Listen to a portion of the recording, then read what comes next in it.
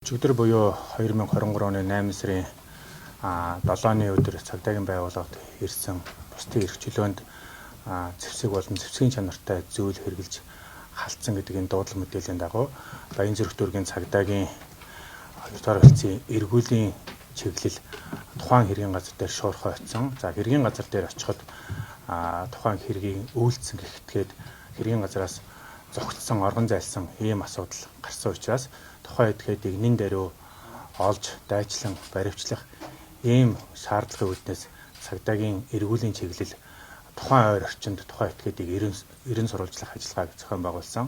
Ингээд дуудлага мэдээлэл ирснээс хойш буюу нэг 30-аас 40 минутын дараа тухайн гэмт хэрэг үйлдэгдсэн газар болох Баянзүрх дүүргийн нутаг дэвсгэр бүхий өргөний урд хэсэгт байх 22 дугаар байрны гадна хэргийг үйлдээд зогтсон иргэнийг иргэн Б-г цагдаагийн байгууллага олж тогтоосон. За тухайн иргэн дээр очиход тухайн иргэн 2 гартаа хутга барьсан.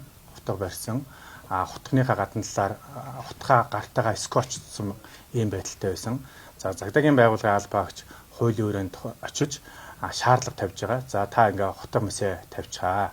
Цагдаагийн байгууллагаас танд хуулийнхны шаардлага тавьж байна гэсэн ийм шаардлагыг тавьсан. Шаардлагыг үйл биелүүлээд би шийдсэн гэдэг яриа өгөл гаргасан. Ийм учраас тухайн иргэний байгаа газар дээр цагдаагийн байгууллагын шуурхай бүрэлдэхүүн хүч нэмэгдүүлэн очсон.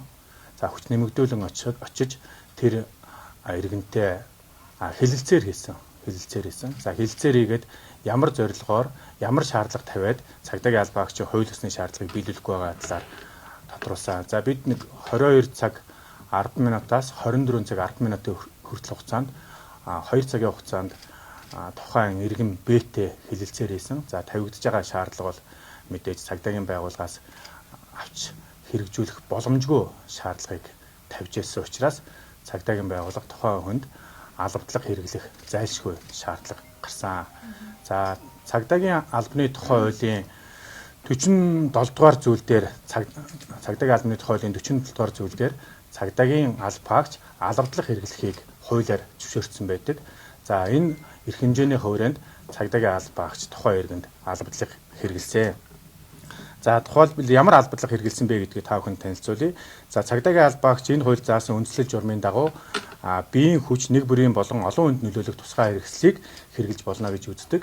Тэгээ бид нэг хүнд нөлөөлөх буюу нэг бүрийн тусгай хэрэгсэл болох эрзэнэн сумтай бууг хэрэгэлсэн.